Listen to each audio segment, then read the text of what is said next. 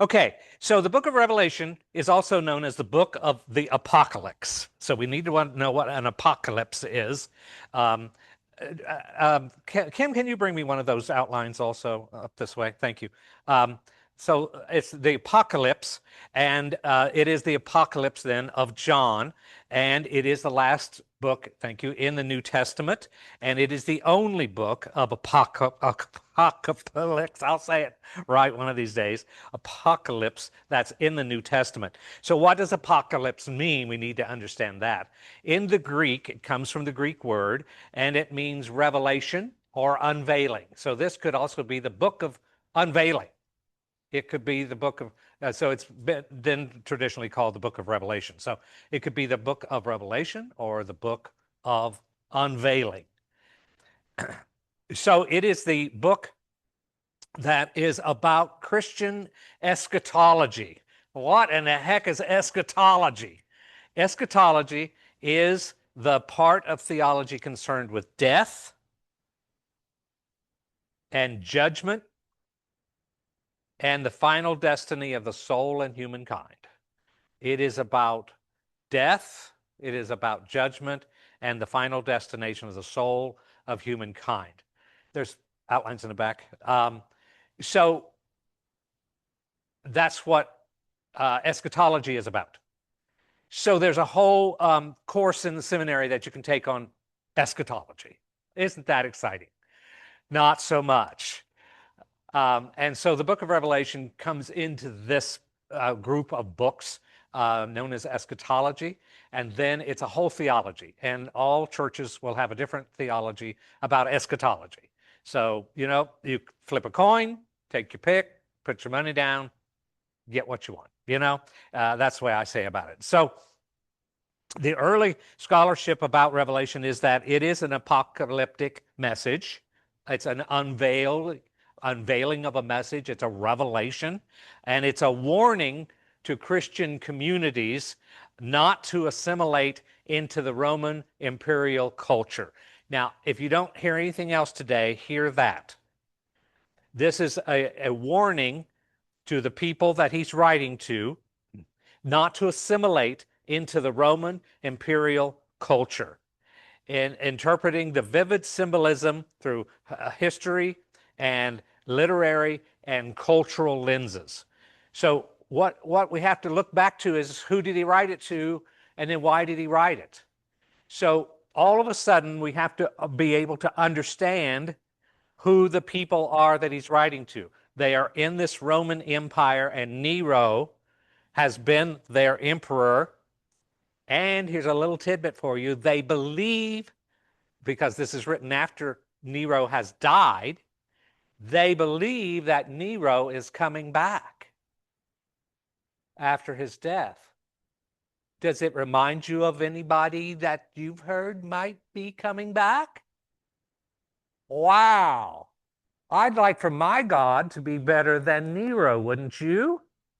And if Nero is coming back, my God should be coming back too. Where did the Jesus is coming back story come from? My God is better than your God. Not only is my God coming back, Revelation tells us, but he's going to fight the ultimate battle and overcome evil. Dun, dun, dun, dun! Get your capes on. This is a little bit of midrash. If you came to the Gospels, you heard the word midrash. Midrash is a way of Jewish storytelling that not only says, my God is better than anything else that's come before him or her, but will beat up your God. Midrash would be where Moses parts the sea in the Exodus, Debbie. And so the waters are parted. Who follows Moses? Joshua. So what does Joshua get to do in the Jewish story? Parts the waters when they go from their journey from Egypt over into the promised land, the Jordan River. We're going to open up those waters. Whether it happened or not doesn't make any difference. We're trying to say, you thought Moses was your spiritual leader. We can only bring along Joshua and say, now he is your leader. He's done something as great as Moses. Whether he did it or not, and whether Moses did it or not, doesn't make any difference. The story is that this is what has happened in our storytelling. You know, the Native Americans have a way of saying, I don't know if this really happened, but I know it's true. And that's midrash. I don't know if it really happened, but I know it's true. So then we see another instance or two in the Old Testament of leaders giving the mantle to the next person, and we almost all see them splitting the water somewhere. But when Jesus comes in midrash, now we see Jesus going down to John the Baptist, and John the Baptist is saying, well, I can't baptize you. You're greater than I am. And Jesus said, no, you go ahead and baptize me. So he baptizes him into water. Water. But when he comes up, the waters aren't parted. The Jordan River is not parted down here. The skies, where the water is opened up, and they hear a voice saying, this is my son in whom I am well pleased.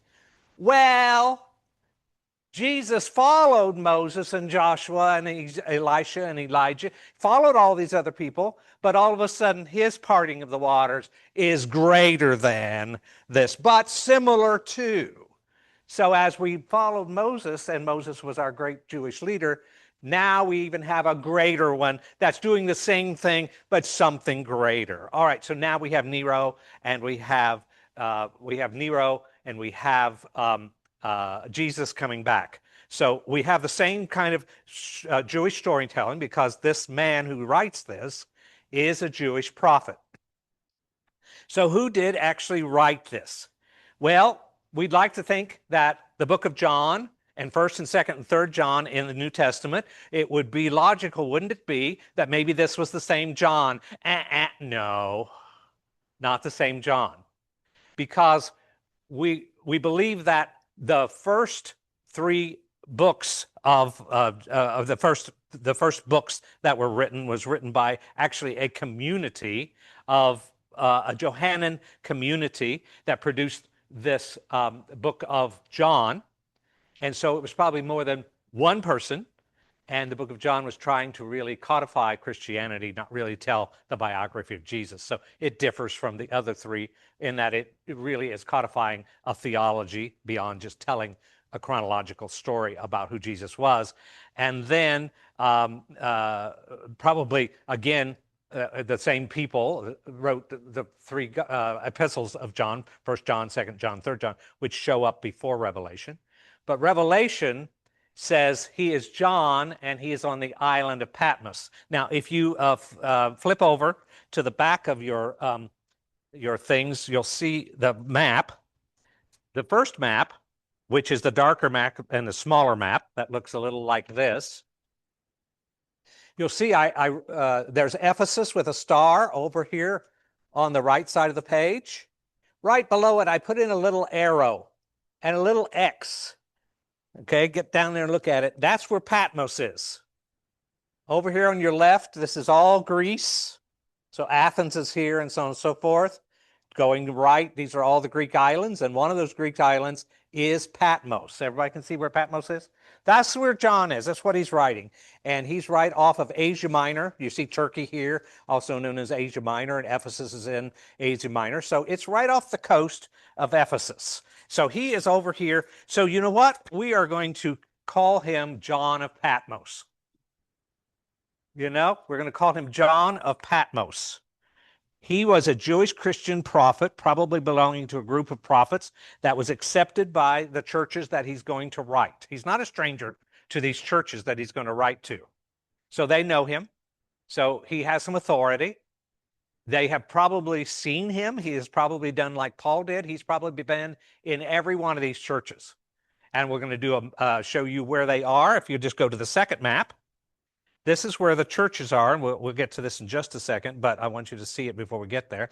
In the second map, you're going to see the 7 churches that he writes this letter to. And we see all of them listed in relationship to where Ephesus is, which means that Patmos is just a little off the shore from Ephesus. And then here are the 7 churches that he writes to And so it just gives you a visual. All right. So he is supposed to write this vision down, and he's supposed to send it to these 7 churches. So this entire book is the entire prophecy. And the letters to these 7 individual churches are introductions to the rest of the book, which is also addressed to the 7 churches. So there's a good thing to remember about this. It wasn't necessarily written to you. This may not be in your business. It wasn't written to you. It was written to these 7 churches. It was written to these 7 churches, which means they might understand what he's saying. And us in 2026, we might not understand what he's saying. This wasn't written to you necessarily. We can learn something out of it probably, but it wasn't necessarily written to you. It was written to these 7 churches in this time and space when they needed to hear what he has to say. So while the dominant genre is apocalyptic, the author does see himself as a Christian prophet. Revelation uses the word in some form of prophecy or prophet 21 times, more than any other New Testament. He talks about prophecies. He talks about seeing it as a prophet, prophesying, give the word out. All these 21 times in this book, he's going to come across some form of the word prophet or prophecy. So this book is dated around 95 AD. This would be 95 years after Jesus has died. Okay? So actually, Jesus was like 0 to 33, so it would be another 60, 62, 65 years after Jesus has already gone off of the earth. And it is, he talks about the Roman Emperor Domitian, which rules from 81 to 96. Now, we see all kinds of visions in this book, don't we? We see people with 7 heads, and we see rams with 4 horns, and all kinds of things going on. And the beast with the 7 heads and the number 666. We've heard of 666, haven't we? I don't care if you've ever read Revelation or not. You've heard of 666, the sign of the beast. And we're all trying to avoid the sign of the beast, right? Well, as we look at it, it appears that the beast and the 666 are a reference to Emperor Nero. Okay? So probably the churches would understand who he's talking about. It wasn't written to you. You probably don't understand that the 666 might be Nero. He ruled from 54 to 68. So we go back. This doesn't imply then that the book was written in the 60s, but that was written later after Nero was dead, and he refers to him as something to watch out for because, as we said before, Nero is coming back. Oh, so he's trying to write to these people to say, on Nero's second go-round, here's how you need to handle yourselves. Wow. Everybody breathing yet? Little bit of insight that we don't get hearing it the way we hear it. So sometimes this extravagant imagery that's in the book of Revelation with many allusions and numeric symbolisms come from the Old Testament. Oh, there might even be a little plagiarism in the book of Revelation. It has a wide variety of Christian interpretations throughout all of history of Christianity, and it gets just crazy, crazy, crazy. So there are 3 types of literary genres in this book. The first one is epistolary, or epistles, like a letter. You can say a letter because he's going to write a letter to 7 churches. Epistolary. Apocalyptic. I think you've seen that on your paper before, so A-P-O-C-A-L-Y-P-T-I-C, apocalyptic, and the prophet, the prophetic. So those are the 3 genres we're going to see. We're going to see the letters. We're going to see the apocalyptic, which has to do with an unveiling or a revelation. And we're going to see prophetic. This is what's going to happen when Nero comes back. This is prophetic. This is how I want you to see this and understand this and go forward with it. So He begins with John on the island of Patmos over in the Aegean Sea. We saw where that is on the map. He addresses these 7 churches of Asia with exhortations from the Christ. He then describes a series of prophetic and symbolic visions which would culminate in the second coming of Jesus. And these visions include figures such as a woman clothed with the sun and the moon under her feet, and a crown of 12 stars, the serpent, the 7-headed dragon, and the beast. Sound like anything you've ever dreamed of in your life, had nightmares about? All these strange things that are happening. So this book is an apocalyptic prophecy with an epistolary introduction. Now we're using big words and you understand them all. With an epistolary introduction addressed to the 7 churches, and the 7 cities with these churches are located close together, and the Isle of Patmos is near the western coast on this peninsula that hangs out where Ephesus used to be. All right, so let's talk about the 7 churches. All right, here's the 7 churches. The first one is Ephesus. They are commended for their hard work, but they're rebuked for losing their first love. They're commended for their hard work, but they are rebuked for losing their first love. So this is the letter that's going to them. I see you, he's saying. Good work, but now you've lost your first love. Your enthusiasm has waned. You just got to get back on track. So these letters are really good information for us. What would John of Patmos write to us as a letter? What observations could he make about CCH and send us a letter? The next church is Smyrna. They're praised for their faithfulness amid their poverty and persecution, told to remain faithful unto death. They are praised for their faithfulness amid poverty and persecution, and they are told to remain faithful unto death. This is all in Revelation 2 and 3.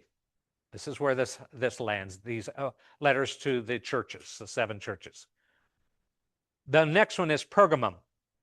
The third church is Pergamum. They are commended for holding fast to Christ's name. They are commended for holding fast to Christ's name, but they are rebuked for tolerating false and compromising doctrines. They are commended for their love and service, for holding fast to Christ's name, but rebuked for tolerating false and compromising doctrines. These are really important because we want to either see us in one of these or hope we're not one of these. The fourth church is Thyatira. Thyatira, and they are commended for love and service, but they are severely rebuked for tolerating immorality and idolatry. Whew, that's scary, isn't it? They are commended for love and service, but they are rebuked for tolerating immorality and idolatry. All right, turn the page. The fifth church is Sardis.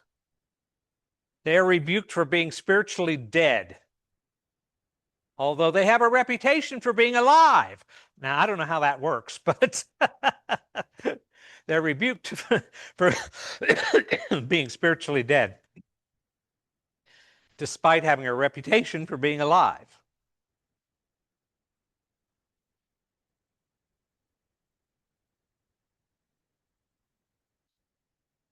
The sixth church is Philadelphia. Wonder where Philadelphia, Pennsylvania comes from. They are commended for their endurance and faithfulness, despite having little strength.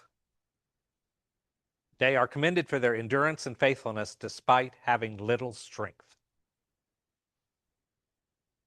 Do what, honey? Oh, endurance. Yeah, endurance and faithfulness. Despite having little strength. And the last one is Laodicea. Strongly rebuked for being lukewarm. Yeah, that's a little wishy-washy. Not sure what they believe, just kind of half. believing. So they are rebuked for being lukewarm and materialistic and self-sufficient. They are rebuked for being lukewarm and materialistic and self-sufficient. So his letters remind me a little of Paul's letters in that he's sometimes encouraging them and sometimes rebuking them. So we see the same sort of styles here in these letters to the seven churches that we've seen over in Paul's letters to Romans and Corinthians and Ephesians and so on and so forth. So those are really good things to take out of the book of Revelation. Look at these churches and how he categorized them, and how do we see ourselves? What do we need to do better? What are our strengths? What are our weaknesses? How do we go forward? What if somebody called us out today? What would they be saying? You need to do this better. You need to stop doing that. You need to get your act together, whatever it is. So these are just calling these people forward to do it better, promise of rewards if they overcome, and all of this sort of thing is going on. So when we get ready to talk about the rest of the book of Revelation, okay, we kind of like that part, kind of like looking into other people's lives, seeing what they're doing right and doing wrong, and maybe it's applicable to ourselves. So 2 and 3 are really, okay, we can take this. We've been through letters from prophets and pastors before. So we go forward to the next thing. The prominent view then in Revelation alludes to the Old Testament.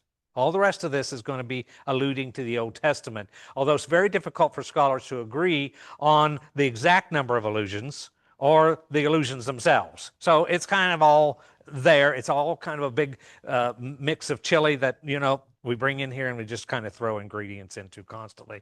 But it rarely quotes directly from the Old Testament, but its composition alludes to the echoes, ideas in the older Hebrew scriptures.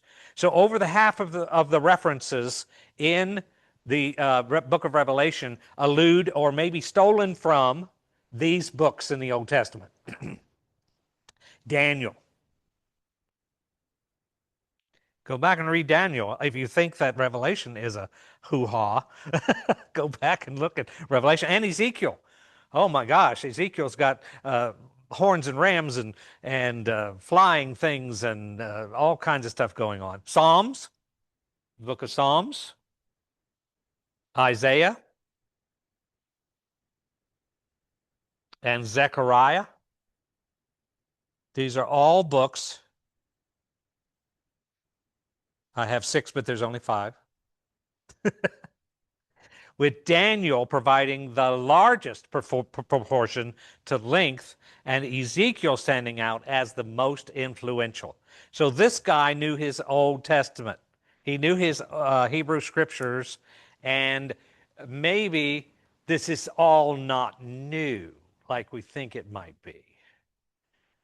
Maybe like Scrooge, he ate too much Old Testament.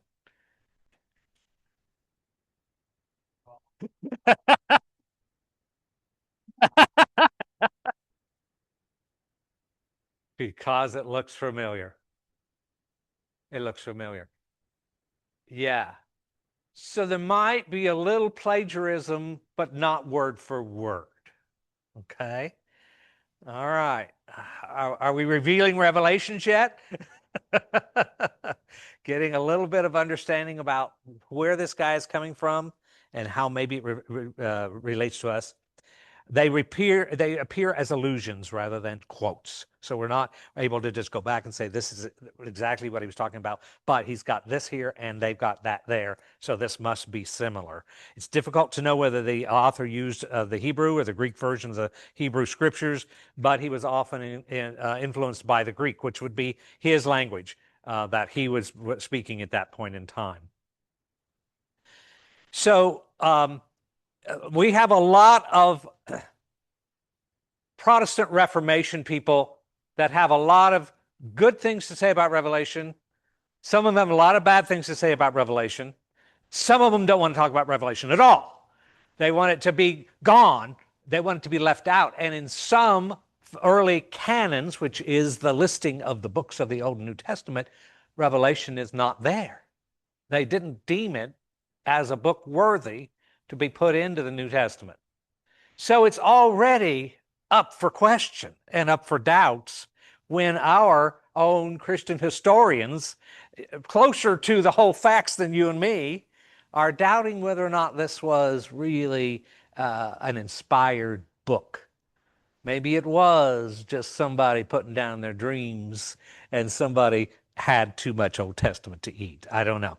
And then not sleeping well the next night.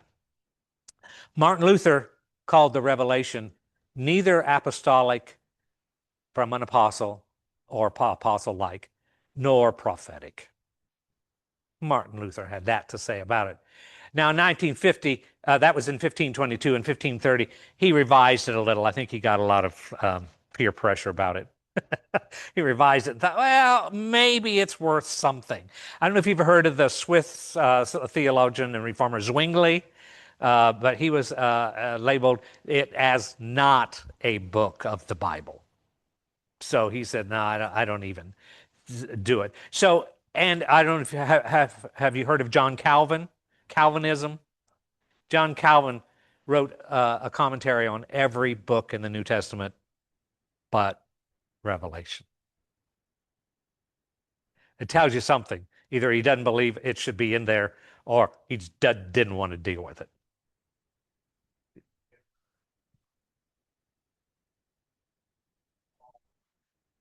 All of the history. Yeah. We're going to see how it gets dickered around with, how it gets all messed up. So, okay, in the book, now we've learned a little bit about the Old Testament connection and what our early reformers and our Christian theologians think about this whole thing. So, a significant feature of apocalyptic writing, whether it's in Daniel or Ezekiel or Revelation or Zechariah, wherever it might see, is the use of symbolic colors and metals and garments and numbers. Oh, numbers.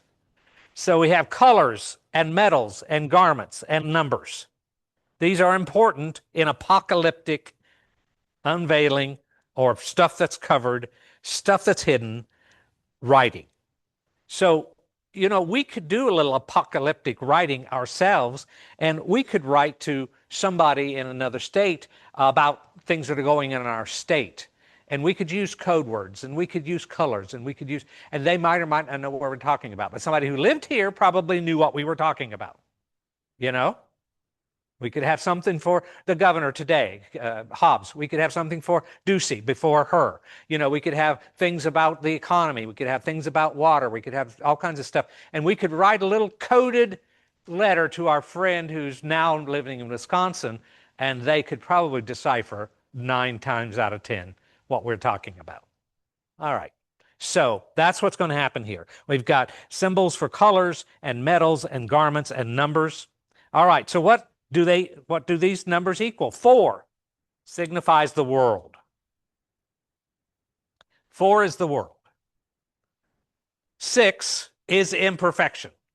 6, 6, 6. 3 times imperfection for Nero. 6, 6, 6. 7 is perfection. Totality. Perfection. So if 6 is imperfection, 7 is perfection. 12, the 12 tribes of Israel, or the 12 apostles. And 1,000. Infinity. All right. You've heard people saying 1,000 years is all in the rapture, all in the millennium. That's 1,000 is a millennium. So they're making it now, not infinity. They're making it a definite number of 1,000 years. So it's not infinity anymore. If you go and you say there's going to be a 1,000-year reign of Jesus, that's locking it in to 1,000 years. Not 1,000 means infinity, forever and ever and ever. So we're going to talk about all that in just a minute as we get to it. So let me read this to you. A distinctive feature is the frequent use of numbers. 52 times numbers are used. There are 7 beatitudes. There are 7 churches. There are 7 spirits. There are 7 golden lampstands. There are 7 stars. There's 7 seals. There's 7 horns and 7 eyes. 7 trumpets. 7 thunders. 7 signs. 7 crowns. 7 plagues. 7 golden bowls. 7 hills. 7 kings, as well as a few other 7s in there. All right, so we might say that 7 was an important number, but are we going to just say, oh, it means this specifically? We're going to get in trouble if we do that. He's using it instead of saying, this is a picture of perfection that I want you to understand. This is a picture of perfection I want you to see when all of this happens. And when you understand that, you will understand what perfection is about. All right, so when we get that in our brains, we might be able to move forward to something else. So Revelation is a wide variety of interpretations. I know you're shocked about that. Ranging from the simple historical interpretation on to other things about what the prophetic view about what God is going to do in the future and what's going to happen to the woman, which is symbolic, believed to be the Virgin Mary. So now we've got the Virgin Mary coming back to life. She's involved in all of this in Revelation, in the symbolism that's here. So this is some of the viewpoints that are out there. So the woman is going to have victory over Satan to different end times, what's going to happen at end times, and to the views of critics who deny any spiritual value to Revelation. And they just don't want to match it to any human kind of inherited archetype. So let's look at the ones that we can take, or that people have taken in the past. Interpretations of Revelation. Number 1, liturgical interpretations. This is about a vision of divine liturgy, all these different people coming together to worship God, to see God on the throne in Revelation, and how we should mimic that on earth. So that's a liturgical interpretation. How God is being worshiped in the book of Revelation is the way we should be worshiping God now. So that's liturgical. All right? So that's one interpretation of how to look at it. Historicist sees Revelation as containing a broad view of history. We're going to just take it as history, and it's not going to mean anything about the future. This is just a story of history, and this is just another story that we put in here of history. All right. A preterist interpretation is just that Revelation is mostly referring to the events of the apostolic age, or the first century, the first 100 years after Jesus, the first century, or at the latest, the fall of the Roman Empire, which would be the 5th century. So anywhere from one century, 100 years, to 500 years. Some people are taking the preterist interpretation and saying this is what it means. Nothing about the future. It's just all about this. Futurist interpretations. Oh, good. Here's where we are. Here's where we are. Describe the future events with the 7th church growing into the body of believers throughout the age, a reimmersion of the continuous rule of a Greco-Roman system with modern capabilities described by John in ways familiar to him. So it's all going to come back. The Greco-Roman Empire is going to come back in a new way, and Jesus is going to reign upon all of this. And y'all are going to be okay because you've been so pressed down by Nero. Hang on. Jesus is coming back and going to conquer the coming back Nero. Woo! Yay! Okay. Then the idealist, or the symbolic interpretations, consider that Revelation does not refer to actual people or events, but is an allegory of the spiritual path and the ongoing struggle between good and evil. Now, you got 5 possibilities. You can land anywhere you want. You can take any of those interpretations and say, I'm a preterist, or I'm an idealist, or I'm a historist. Whatever you want to do is your choice. And many people and scholars over the years have taken any and all of those interpretations. So you would be in good company wherever you went, whatever you decided you wanted to do, and however that was meaningful to you. All right. Now we're at the 1,000 years. Now we talked about the fact that this is not actually cannot be a literal 1,000 years because 1,000 is a symbol, just like 7 is a perfection. The 1,000 is infinity. So all of a sudden, the theology comes along that we're going to talk about the 1,000-year reign that is talked about in there. So now all of a sudden we've had all kinds of symbols all the way through this book of Revelation, but now we're going to make 1,000 literal. Okay, now there's already a problem with interpretation. Inconsistency. But that's okay. We're in that. It's taught all the way around us. Everybody's talking about Jesus coming back and reigning on earth for 1,000 years. All right, so whether it's a right interpretation or wrong interpretation, we got to deal with this because it's around us, and are we going to believe it or are we not going to believe it? That's the question. So this 1,000 years or millennium actually comes in Revelation chapter 2 or 20 verse 2. I'll read that to you real quick. Revelation 20 verse 2. Go to the back and go forward. Maybe it's easier.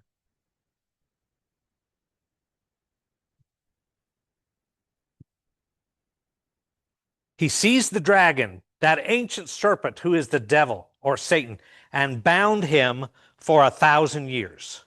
All right, so this is the victory. This is the victory that Jesus is going to bind Satan, or here, probably a reference to Nero, okay, the 666, the sign of the beast. So he's going to bind him for 1,000 years. Now, all of a sudden, the fundamentalists are going to say it's a literal 1,000 years. So Jesus comes back.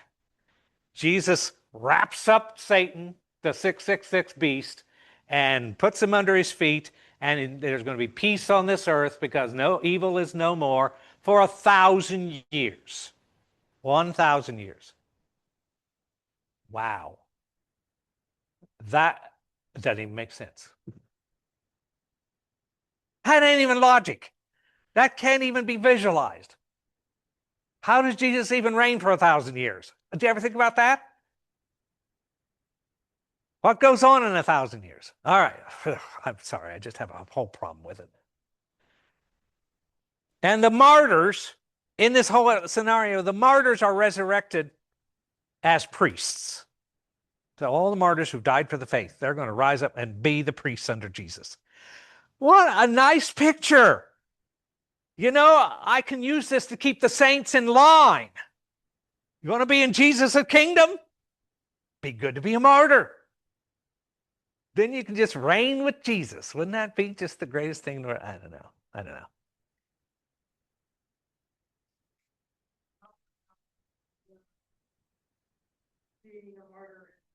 Yeah, being a martyr and how that glorifies you. Yeah, how that raises you up. Oh yeah, yeah. We ain't got the we ain't got the whole thing on that. So this signifies then, if we're going to believe in this 1,000-year thing going on, it signifies a time of peace and justice, ending with Satan's temporary release and a final battle and the ultimate destruction of evil. In a minute, we're going to talk about Armageddon. Because you know what? There's people thinking that what we're doing in Iran now is leading to Armageddon. Oh, give me a break. All right, so what are the key aspects of this 1,000 years? All right, the binding of Satan. Woohoo! The binding of Satan. An angel binds Satan in the abyss to prevent him from deceiving the nations during this time. Nobody's going to be deceived because Jesus is on watch. Hee-haw! Satan is gone. Robin's enjoying this. This would make a great play, wouldn't it, Robin? Great drama. Or a comedy, as the case may be. I don't know. So then the next thing that happens is the first resurrection. Hee-haw! Martyrs and those who did not worship the beast are raised to life to reign with Jesus. Wow. Then the reign of Christ happens. Jesus rules on the earth, and the believers act as priests. They're going to take care of what Jesus needs done. This is the fun part. Then there's the final release in battle. After 1,000 years, now we're also literal. We got to count them days and months down to 1,000 years. After 1,000 years, Satan is released for a short time. He deceives the nations for a final battle of Gog and Magog. Nice terms. Don't know what they mean. And then he's thrown into the lake of fire. Gone forever. Sizzle. A little Satan barbecue. I love it. These are the Patrick perversions. I'm sorry. It's just the way I have to do it. I have to see a little humor in all of this seriousness. Little Satan barbecue going on. And then the second death happens. Wow. The rest of the dead do not come to life until this period. So if you died and you weren't a believer and you didn't come in the first resurrection and help Jesus with his 1,000 years, you're still waiting 1,000 years so you can come back finally. And then you're all resurrected. Wow. See anything that scares you about any of that? Believing in it, maybe?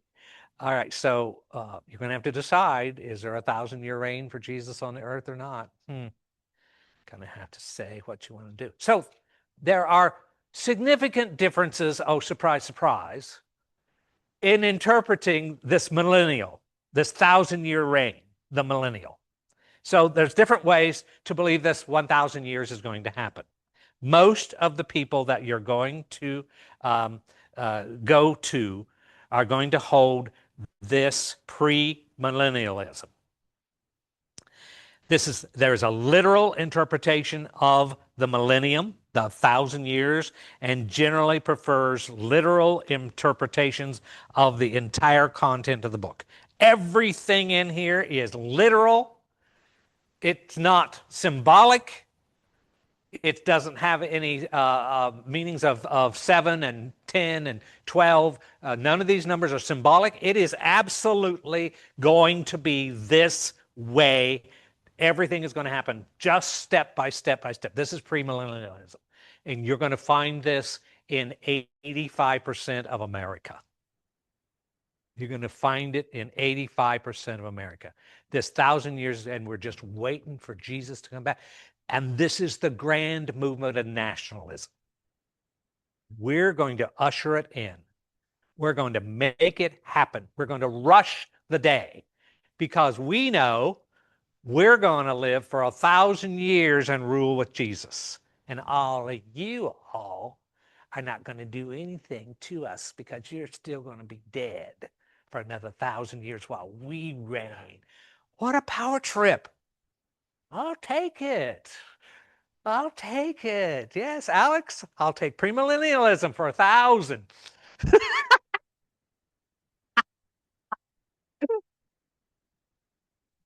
All right, so you can be premillennialist and still come to church here. We'll let you in the door. I don't know how long you'll still believe it after you've been here a while, but you can believe it if you want. Amillennialism or amillennialism, whatever you want, however you want to call it, it rejects the literal interpretation of the millennium, it rejects it, and prefers allegorical interpretations of the entire book. So it's an allegory, it's a story, it's a fable, it's a nice tale. It's something that people could understand with many different interpretations, with none of them being truth, or all of them being truth. So, I mean, there isn't such thing. This is all symbolism. It's all something that somebody understood at some place in history, but we may not be able to understand. And then post-millennialism. It includes both literal and allegorical interpretations of the millennial, but it does view the second coming as following the conversion to Christianity of a gradually improving world. So they do think in post and pre that Jesus is coming back. So, if you're not going to believe that Jesus is coming back, you've got to stay in the awe category. That's the only place you can be. That's your choice if you're not thinking Jesus is coming back. So you'll be pre or post if Jesus is coming back at some point in time. Okay. All right. So let's go on to talk about the 19th century interpretations, we talked about that. None of the events described in the book of Revelation had yet come to pass, and all the florid images of Revelation 4 to 22 were instead considered to be predictions of future events that would come to pass in literal terms as the return of Christ and the end approached. Thus, the view looks at Revelation as prediction of future history, and this is connected then to the rise of premillennialism. So that view was handed out in the 1900s. So late 1800s is when this all came, when premillennial, amillennial, and postmillennial really rose to be something. So it's new, kids. It's not what our ancestors believed in any form or fashion. Late 1800s, and this wave that comes here will be what happens and how it happens. So the first thing that comes out is the Schofield Reference Bible. In 1909 to 1967, it sold more than 10 million copies. It was reprinted in 1967, and it sold another 2.5 million copies. And so in it, he has the Greek, and he has the King James Version, and then he has all his notes about what it means. So in the Schofield Reference Bible, he took the premillennial view and wrote it out for all of these people to say, this is how it's interpreted. Didn't give them choices. This is what it means. So he became the authority for people who were buying this Bible to be able to say, this is what Revelation means. Jesus is coming back. The devil is going to be put under his feet. The woman is going to defeat him. On and on and on and on. We're going to reign. We're not going to reign. We're going to do all this sort of thing. So these are important to understand about how this came about. So here's my notes on this. Yeah. So the most popular view came from John Darby, and that would be, he died in 1882. And he talked about dispensationalism. Now, this is another thing in the fundamentalist view, and I can only teach this stuff because I studied and believed it for 1,000 years. Well, not a literal 1,000 years, you know, for a very long time, for infinity. Dispensationalism, Darby broke up the periods of history of the Bible into dispensations. So the first dispensation went from nothing to creation. And then the next one is like Abrahamic. So you see Abraham in all of this. Then you see the prophetic. And then you see the Jesus. So these are periods in time that are just defined. This happened in this dispensation. This happened in this dispensation. Then we have the church dispensation. And then we have the dispensation of today, everything after the church. So then you have another dispensation, the coming of Jesus dispensation.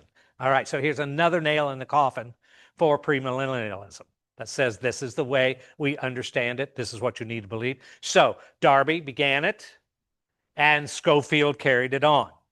So this was 1890s. This was 1909. This was all in this period of where it began. So we talked about it having the King James Version. It has the notes along the sides, how to read the Bible in conjunction with other prophecies, and it provided a chain link inter-referencing system to the book of Revelations by which one can jump from passage to passage and find the true meaning according to Darby and Schofield.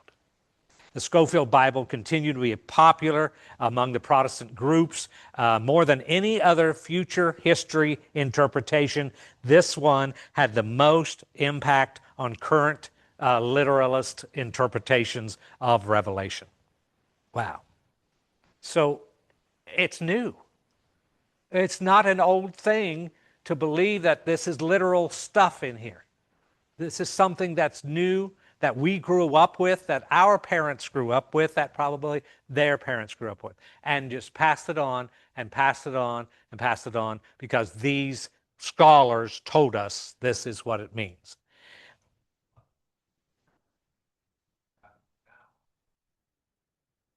Oh, yeah, exactly. Yeah, yeah. Mid 1800s, 1850s, forward into the 1920s, 1930s, all of these churches and religions came up above that. So yes, the, Schofield. I think you're Satan.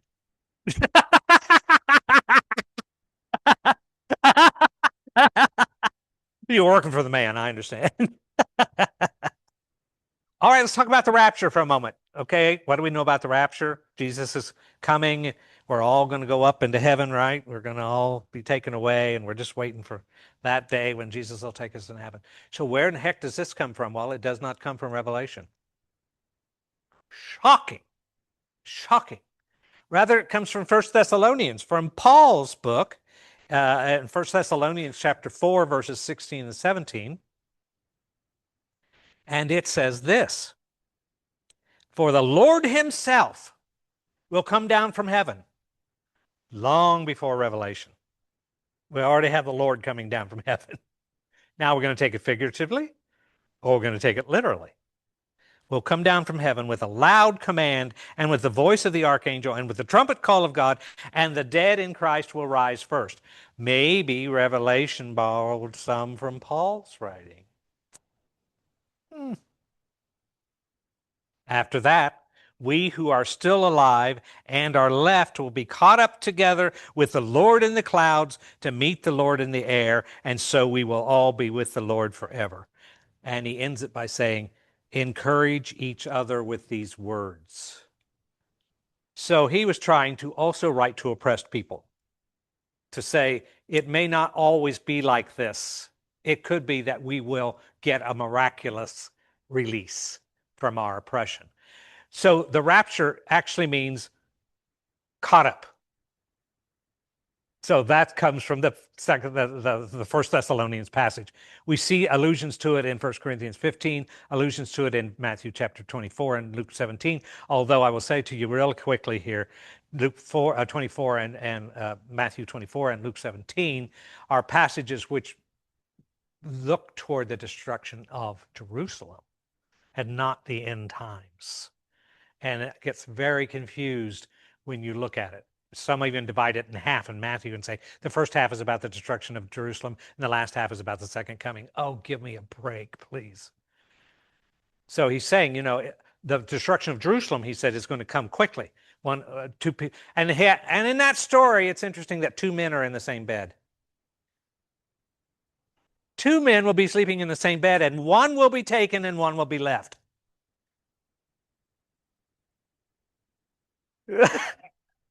Just friends, good friends, I'm sure. So anyway, and sure enough, that was a prediction of the destruction of Jerusalem. It did fall, and the walls fell, and everything went. And so that one really was, the prophecy came true.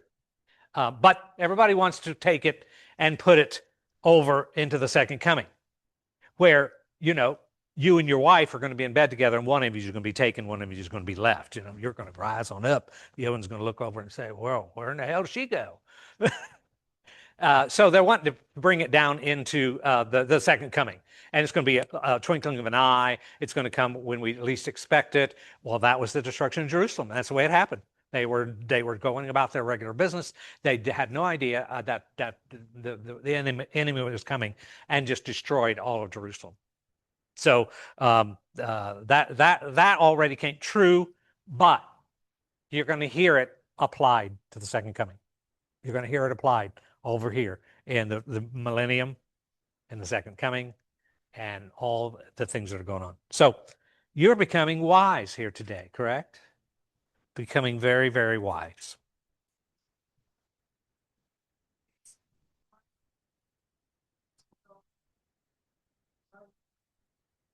Never heard that before. Well, because they want to make the second coming bigger. I mean, they want to get all the information they can get and keep the saints in line. You want to be the one that's being caught up. You don't want to be the one that's been being left in the bed. So they're taking all of that and they're just putting it over here because that gives me more power as a preacher. Keep you in line. Power of control. Yes. Yeah. So, yeah, that's been muddied for hundreds of years. Just terrible, terrible interpretations. Yeah, exactly, exactly. So there are different views on the timing.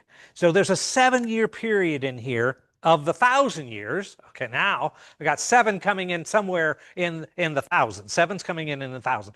And in this 7 year, that's when Satan is released for just a little bit. How nice of Jesus. I'm going to keep you in chains for this many years, and now I'm going to let you out for 7. You can just run havoc all you want for 7. At the end of 7, I'm chaining you back up, and I'm going to Krispy Kreme you, I'm going to fry you. I'm going to get you in the lake of fire. All right, so there's 7 years of tribulation coming in the 1,000 years. All right, so we thought 1,000 years was going to be nice and peaceful, right? Jesus is going to reign for 1,000 years. All the saints are going to reign with him. I love this part. And then somewhere in there, there's a 7 year of tribulation where he's going to let Satan out for a while. He's going to let him run rampant again. And it's a testing of the saints, don't you know? Going to test them one more time. Are you going to be able to be faithful? Are you going to be able to go ahead and go on reigning with Jesus? Or are you going to follow Satan? So the Satan is going to be let loose for 7 years. Now, there's different views about when this 7 years happens. The 7 years of tribulation. So first is pre-trib. Okay? Pre-trib. The rapture occurs before a 7 year tribulation. So it's going to happen, and then the tribulations happen later on. So the rapture occurs before. So that's when they're going to go up. They're not going to have to stay down here for the 7 years tribulation. They're going on up. So that's when the rapture is happening. All right? Then you all just have your tribulation, and we'll see you later. The next one is mid-trib. The rapture occurs in the middle of the 7 year period. So 3.5 years, all the saints get to go away. All right, so we got 7 years coming in, and so they're not going to they're going to stay there for 3.5 years, and then at 3.5 years they're going to head on up, and there's going to be 3.5 years more of tribulation, and then of course there's post-trib. The rapture occurs simultaneously with the second coming of Jesus at the end of the tribulation. So we have the tribulation, and many people say we're in the tribulation right now. If you want to, get real literal about it, we're in the trib now. So this would be the trib is happening, and as soon as the trib is over, now of course 7 can either be taken literally, or it can just be a symbol. But we're going to take it literally. Not all this other stuff literally, but we're going to take this literally.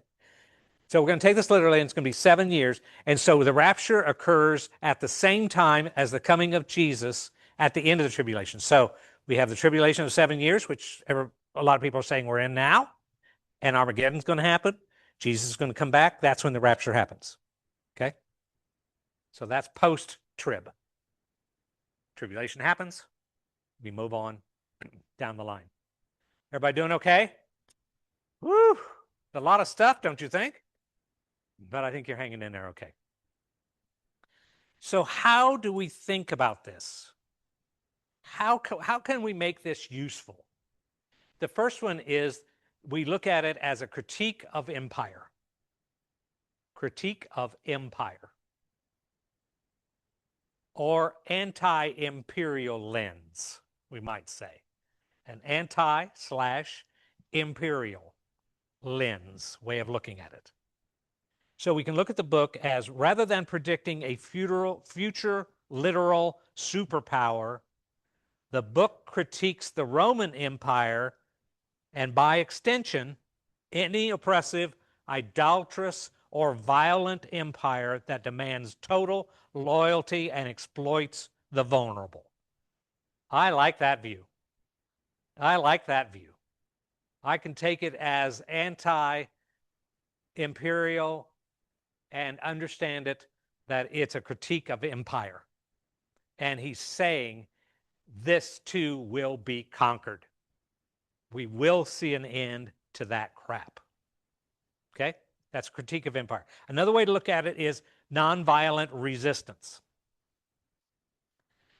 The lamb that was slain, which shows up in Revelation, is the central image of power, suggesting that God defeats evil through sacrificial love and nonviolent witness, not through divine violence, or military victory. Whoo, that just gives me shivers all over. Yeah, yeah. Whew. The lamb is the central power, the image of power. A lamb. A lamb doesn't come to battle. A warrior does. So we can look at it that way, nonviolent resistance. We can look at it as justice and solidarity. The wrath in Revelation can be interpreted as the inevitable consequences of when we do wrong and systemic injustice, rather than divine vindictiveness. The book calls believers to stand in solidarity with the oppressed and against systems that foster inequality. Wow, it sounds like we could redeem this book for our times. We really could have it something that is meaningful to us instead of something that's really fearful or is just a hoax or is being used as a weapon. We might be able to use it as a tool and go forward. We can also look at it in a symbolic and a mystical genre. A symbolic or a mystical genre. We can just approach Revelation as apocalyptic literature using symbolic language, vivid imagery, and numerology to convey spiritual truths rather than a chronological map to the future. Premillennialism will take it as a chronological map to the future. When this happens, this happens. And when this happens, this is going to happen. So I saw a picture came up on my feed today on Facebook. Revelation says that the river Euphrates will dry up, and then the end will come. The river Euphrates is drying up. Could that be our climate crisis? Maybe. But they want to pick all of these. So when you see the end times preachers, they're picking a little out of here, a little from Revelation, dipping out of Revelation, then they're going to dip a little from Thessalonians. Then they're going to dip a little from Matthew and a little from 1 Corinthians. Do you see where I'm coming from? And they're going to dip a little over here in Ezekiel, dip a little over in Daniel, and over here in Zechariah, and they're going to say, all right, here's the map. When this happens, then this is going to happen. And when this happens, this is going to happen. And they go through it, jumping here and then jumping there and jumping there. And they can just spout these off, and they put it all in a chronological order. And you're standing there going, oh, well, I've seen that happen, and I've seen that happen. Oh, my God, then there's Armageddon, and then there's this next, and there's this next. Yes, exactly, exactly. The last one is the cosmic restoration. The final vision is a renovated heaven and earth, emphasizing the renewal of all creation, ecological hope, and the healing of nations rather than a disembodied escape to heaven. So we could just see it because in Revelation 21, he talks about seeing the new heaven and new earth, and this comes from Ezekiel because Ezekiel saw a new temple rising up. Now, John sees a new heaven and a new earth, uses the same imagery that we've seen in Ezekiel already. So maybe we could see it that when we get our act together, there is ecological hope, and we can make something happen positively out of what we've almost destroyed. And it could rise up again in new hope. Andy? You didn't have a question?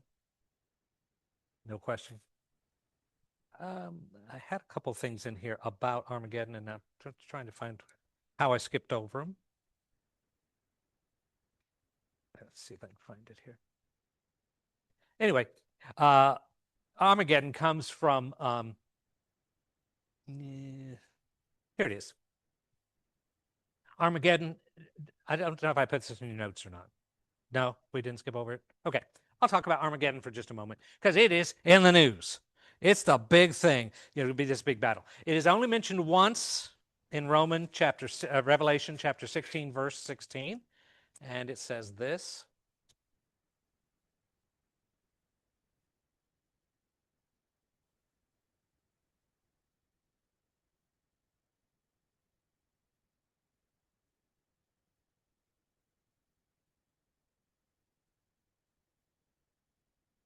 In verse 14, he says, they are the spirits of demons performing miraculous signs, and they go out to the kings of the whole earth to gather them for the battle on the great day of the God Almighty. And in 16 it says, then they gathered the kings together to the place that in Hebrew is called Armageddon. So the location, Armageddon is a transliteration of the Hebrew Har Megiddo, Mount Megiddo. And it's located about 55 miles north of Jerusalem and was historically the site of numerous battles, such as where King Josiah was killed and other great battles that went on there. So a Bible writer would be talking about a huge, some sort of conflict that might be going on, and they would probably say symbolically it could be Mount Armageddon. And so, I mean, this would be another symbol of something that they've seen before that's going to happen again. So this Revelation describes three unclean spirits like frogs gathering the kings. Can you see the frogs knocking on the king's doors? Come on in. We want you to come down here to the war of the great day of the Lord Almighty. So the participants are going to be the battle, involves the forces of evil, the dragon and the beast and the false prophet, and they're going to be against Jesus, who returns with the heavenly armies. Okay, so Jesus is not just coming alone in this view of the rapture in the 1,000 years. He's bringing them heavenly armies with him. Whew, hallelujah. Going to be happening. So then the outcome is that Jesus wins a decisive victory, defeating the Antichrist and his followers. This signifies the end of human governance and the ultimate triumph of God's kingdom. Here we are in 1,000 years. Remember the 1,000 years? Jesus is ready to reign. Well, first has got to be the battle of Armageddon to kill all of the earthly kings and the rulers that are there. So this is Armageddon. So that's where it comes from. Again, a symbolism, a symbolic place, not a literal place. It's good versus evil. A good outcome comes from that. You know, lots of things we can say about possibilities of that happening, of understanding it, I should say. So the term then becomes a significant synonym for the end of the world. Armageddon, when Armageddon happens. So we read it in our literature, we hear it in our music, we see it all over the place. So he's using this as a source for the new temple imagery in Ezekiel 4 through 48.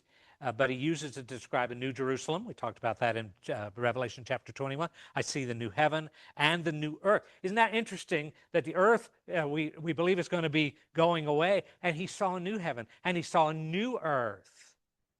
Maybe it's not going to be destroyed through Armageddon. Maybe it's not going to be a world war.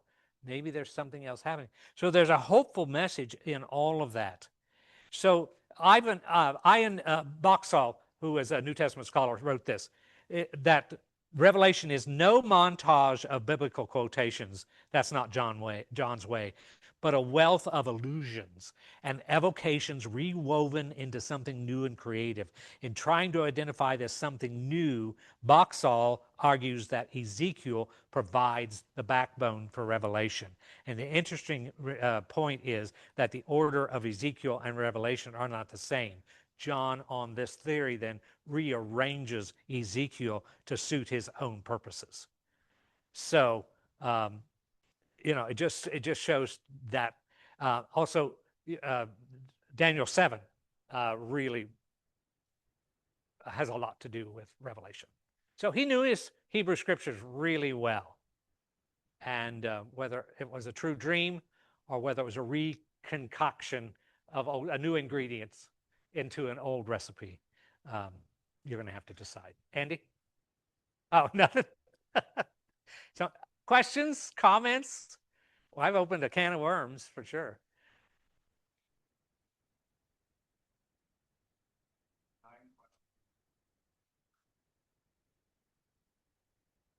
Okay. But I just wanted to make an additional part that, at least from what I saw, again, the reread, is that John, looking at visions, and everything he said, what I saw. What I saw. Visions. Right. Versus little visions. Right. Yep. Yeah. Yes. Yes. Exactly. Yeah.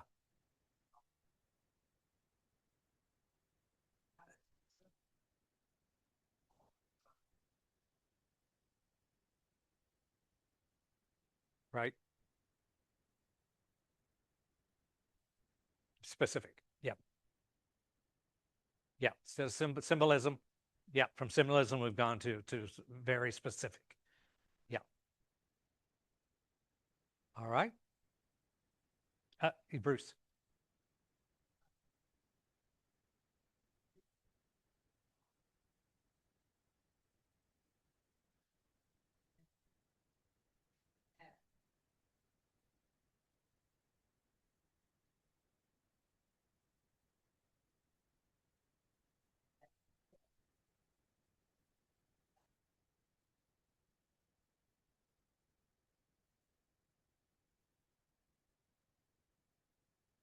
Right. Where that? Okay. Yeah.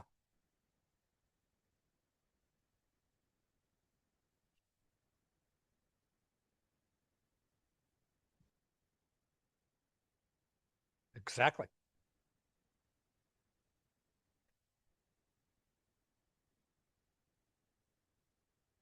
Jacob had the ladder going to heaven. Yeah. Yeah. Just a dream with a ladder to heaven. Yeah.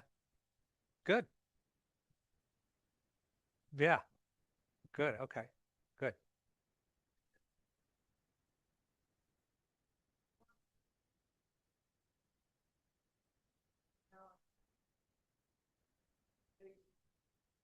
Right. Right. So let's say, what would baptism of the dead in the Mormon religion relate to? Jesus coming, trying to get them into the saved people to be the priests. Okay. Okay. Yep.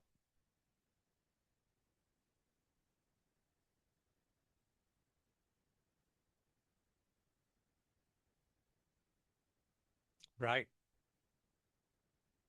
Trying to get them brought forward. Yeah. Yeah. Get them on the Lamb's Book of Life. Woo! Right. They may still be resistant. We never know. And Revelation talks about the 144,000, which is very important to the Jehovah's Witnesses, that there's only going to be 144,000 people getting to heaven. Well, don't you think after all these centuries, maybe it's already booked up? And 144,000, divide that by seven. It might be a derivative of seven. I'm just saying, right out loud. Might be a sort of a rounded off sort of number with some sort of symbol, not literal. Thank you. If you have any questions, let me know.